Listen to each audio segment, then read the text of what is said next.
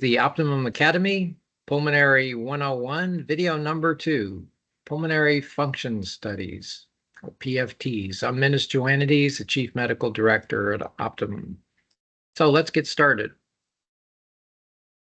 So how to perform PFTs or spirometry.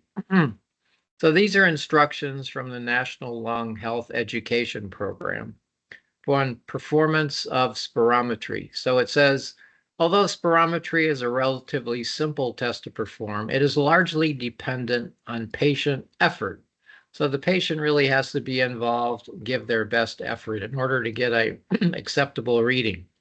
That really demonstrates what kind of lung function they have. So the patient must inhale maximally to total lung capacity, then blast the air out. There should be no cough or hesitation or other things like that that may influence the ability to blow out at a maximum level. A minimum of 3 acceptable maneuvers is required, and you take the best of the 3. So in this case, we don't average or, worry about the low score. If you can get a improved high score for your FVC or FEV1, use those numbers. So the best is the one that you would use. So subjects who exhibit airway obstruction on spirometry should have the measurements repeated following inhalation of a beta-adrenergic bronchodilator. And that's what bronchodilators are. They're beta-adrenergic. So in other words, the spirometry would be done first without an inhaler, and then an inhaled medication would be given to see if there's an improvement after the bronchodilator. If the FEV1 or FVC improves by at least 12% or 200 milliliters following the inhaled bronchodilator, there is some element of reversible airway obstruction. So that's key. So that tells us whether there's some reversibility. So in asthma, we would expect people to have reversible disease. In COPD, emphysema, chronic bronchitis, possibly less so. So kind of depends on what the obstructive lung disease is and how much improvement we might expect. But in many cases, a bronchodilator is given even if there's just minimal improvement, because obviously you want to optimize whatever lung function you can. So this is a summary of pulmonary function tests, and we use a lot of abbreviations here.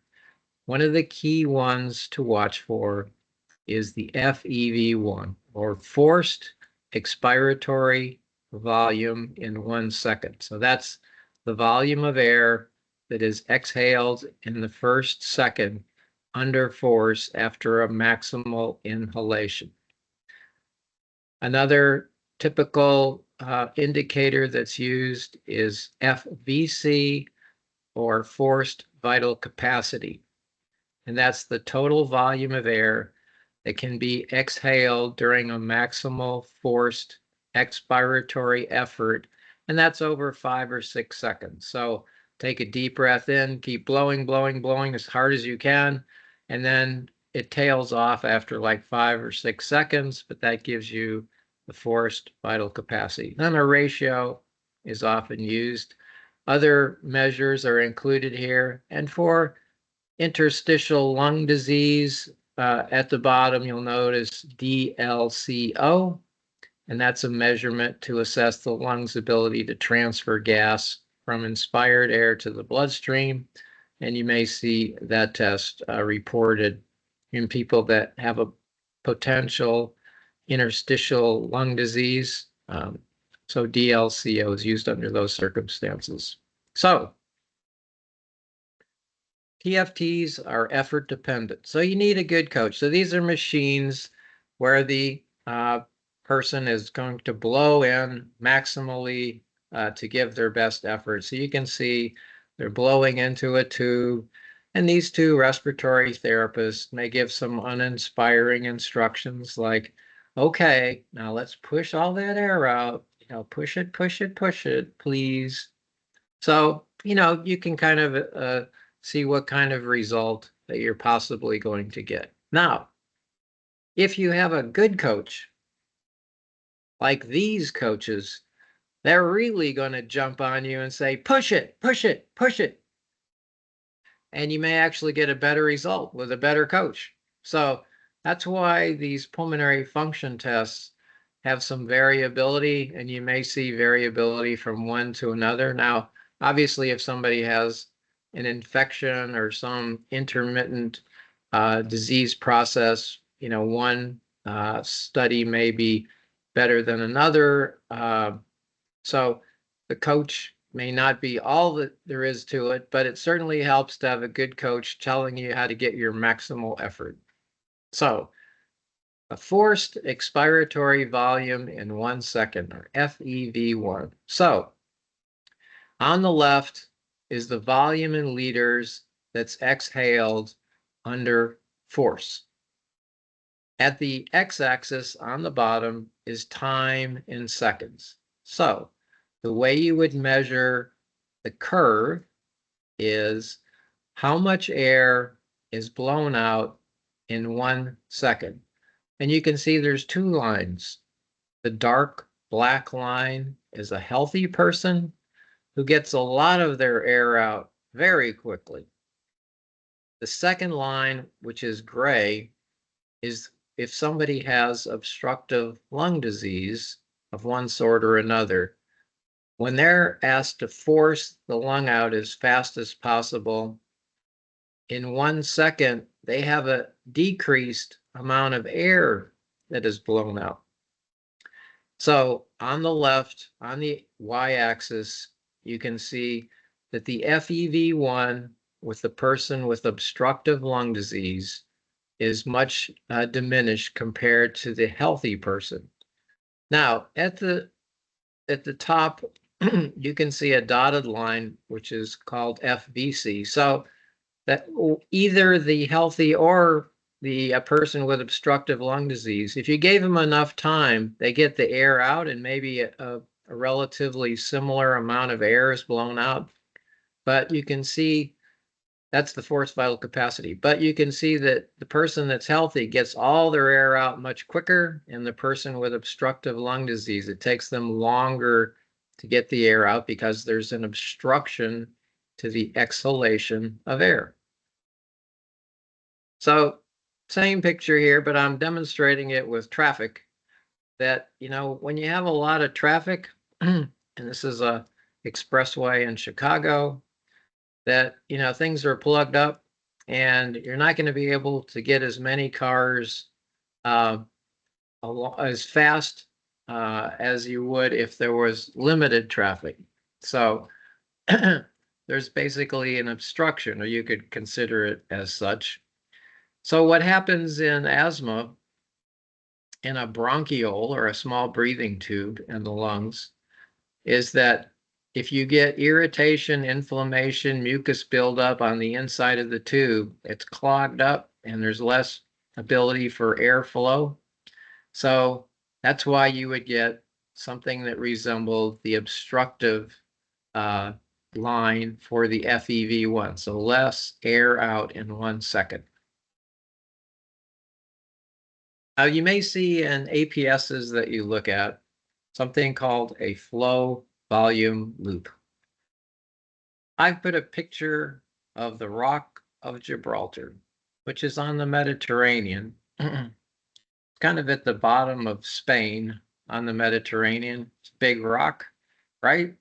So the Rock of Gibraltar, there's actually an insurance company that uses that picture of a rock as part of their logo. So a flow volume loop should look somewhat similar to the Rock of Gibraltar. So it should rise rapidly on one side, it'll rise rapidly on the y-axis, and then kind of taper off and slope down over the number of or the amount of time that the loop is transcribed here. So The flow volume loop should look something like this in a normal person. Um, the top part of the line above the x-axis is breathing out, and the bottom blue line below the x-axis is breathing in, or inspiration. So here's a picture of things that could possibly happen that would cause a change in the shape of that flow volume loop when it's recorded. So if you see shapes like this, you probably won't remember these. I have to look them up myself, but you can see how different things affect the shape of the flow volume loop. It's probably a good idea to either refer back to this slide if you have it available, or you can, just look up flow volume loops and get an idea of what might be the problem that's causing the flow volume loop to look dissimilar from the Rock of Gibraltar for whatever reason. If you look at number 4 and number 5, which I've written in red, where it starts looking more like a lima bean than it does the Rock of Gibraltar, those give an indication that there's a problem with obstruction of airflow. So those are typically seen in people with obstructive lung disease. So you might keep an eye out for something that looks more like a lima bean like that. Okay, here's a real pulmonary function test. And I've put in a box. I've highlighted the FEV1. And you'll notice that the percentage of predicted, the measured versus predicted, this person was able to blow out 120% of predicted. So that's very good. You can see up at the top, the demographics. It was a woman who, what her height and weight, which are recorded. Does she smoke cigarettes? And then other ingredients are also recorded, like what's the barometric pressure and things like that, which can, in a way, affect the result. So anyway, when this test was done, you can see on the graph to the right that the person did very well and was able to blow out 3 liters in 1 second. So basically 2.96. So that was actually 120% of what was predicted as normal. So that's a very good result. So that gives us an idea this person does not have any obstructive lung disease. Or if they have asthma, they certainly didn't have any impairment at the time that this test was done. But here's a different pulmonary function test. And you can see that the curve on the graph to the right looks a lot different, doesn't it? It looks like it's a line that got squashed down. It doesn't rise very fast. And in the red box, I have the FEV1 recorded, and it gives a very low percentage. So it's hard to read, but it's a very low percentage of predicted, meaning that something is very wrong here. This person may have severe obstruction, or that just the test wasn't done very well.